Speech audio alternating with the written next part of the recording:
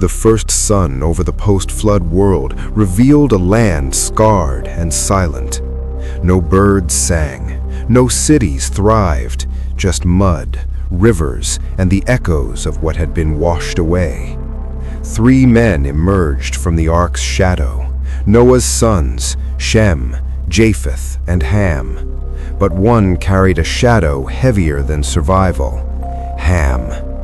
He had seen the flood, the wrath of God, and the covenant of the rainbow. But the curse upon his line burned quietly, a mark upon his descendants. "Cursed is Canaan," Noah had said. "He shall be the servant of his brothers." Yet despite the curse, or perhaps because of it, Ham's descendants became builders, conquerors, and architects of civilization itself. The very blood deemed marked now bore ambition and craft. Pause. If you believe even a curse cannot erase human ambition, subscribe now. The story of pride, power, and divine reckoning begins. Noah's words had weighed on Ham's family for generations. Humility replaced with servitude. Some would rise, but many would fall under the authority of others. Restless ambition. The mark of the curse did not dampen creativity, it amplified it, often against divine will. A heritage of tension. Every city built, every empire founded, carried a subtle shadow of disobedience. The line of Ham became builders of the first great empires. Mizraim, Egyptians, masters of stone, sand, and the Nile, erecting pyramids that scraped the sky. Cush, Ethiopians, traders, artisans, and keepers of ancient wisdom. Canaan, farmers, city builders, and soon servitude-bound tribes under greater empires. Put and Phut were war strategists and explorers, spreading knowledge and dominance. It is a strange irony. The cursed line constructed civilization, while the curse itself seeded rebellion, pride, and hidden danger. From this line arose Nimrod, grandson of Ham. Scripture calls him a mighty hunter before the Lord, but the Hebrew suggests something darker, a hunter against the Lord. He was tall, muscular, and magnetic, capable of bending men to his vision. He looked at the post-flood world not as a blank slate, but as a challenge, a chance to reclaim what had been lost.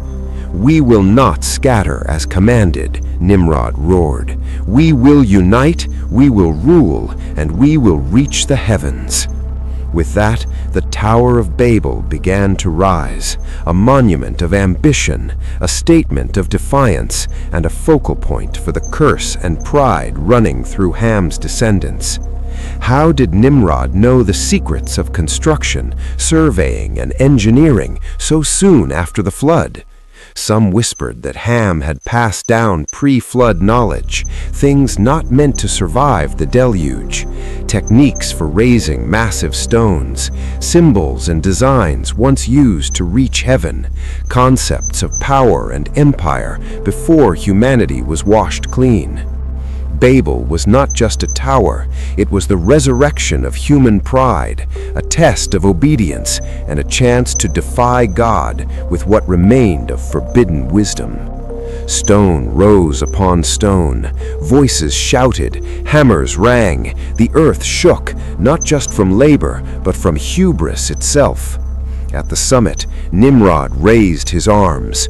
"We touch the clouds, we challenge heaven." A voice rolled across the skies, chilling, commanding, divine. "You shall not ascend." Languages twisted, nations scattered, unity shattered.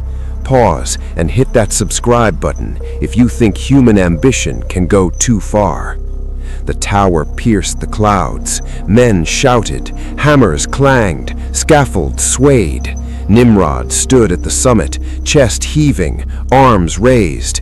"This is the line of Ham," he declared, voice echoing like thunder across the valley. "We will unite the world. We will challenge heaven itself." But above him the wind stilled.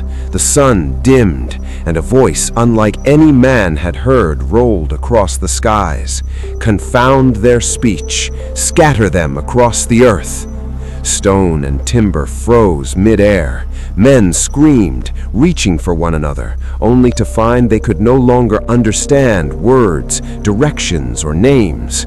The unity of Ham's descendants shattered. From the summit, builders fell in confusion. Architects argued with laborers. Families fled, desperate, misunderstanding commands. Nimrod's power crumbled as the tower itself became a monument to miscommunication and pride. The descendants of Ham spread across the lands. Mizraim's line remained in the Nile, shaping Egypt into a kingdom of stone and sand. Cushites moved south, settling fertile lands of Ethiopia, carrying knowledge of the earth and rivers. Canaanites spread into Palestine, a mixture of city builders and farmers, bearing both ambition and humility. Put and Foot became wanderers, explorers, and warriors across Africa and Arabia. The curse persisted. Those who rose too high fell to discord. Those who survived retained the hidden knowledge, wisdom, and warning intertwined. Though defeated, Nimrod's ambition seeded future civilizations. His followers carried remnants of forbidden knowledge, techniques of massive construction, governance and hierarchies, symbols of power once meant to touch heaven. Even scattered, the line of Ham built cities, pyramids, ziggurats, and fortresses, monuments that echoed the ambition and defiance of Babel. The lesson of the flood remained. Divine judgment could wipe away sin, but pride and curiosity would always return. Generations later, the curse continued to manifest. Rivalries among brothers and nations, civilizations rising only to fall by their hubris, secret knowledge preserved, whispered in shadows, guiding empires, technology, and war. Ham's line became both builders and rebels, innovators and destroyers, a dual legacy of blessing and curse. The Tower of Babel fell, but its shadow stretched across centuries. The descendants of Ham continued to shape the world, for better or worse. Their ambition could build empires or provoke divine wrath. Their knowledge could inspire progress or repeat the mistakes of the past. Nimrod had fallen, but the spirit of rebellion and curiosity endured in Ham's bloodline, a warning echoing through every empire that arose from the ashes of the flood. If this story gave you chills, if it made you wonder how ambition, pride, and divine law intersect, like, subscribe, and share, because the story of Ham's descendants, Babel, and the knowledge that survived the flood is only the beginning. The echoes of pride, curse, and curiosity are still with us today.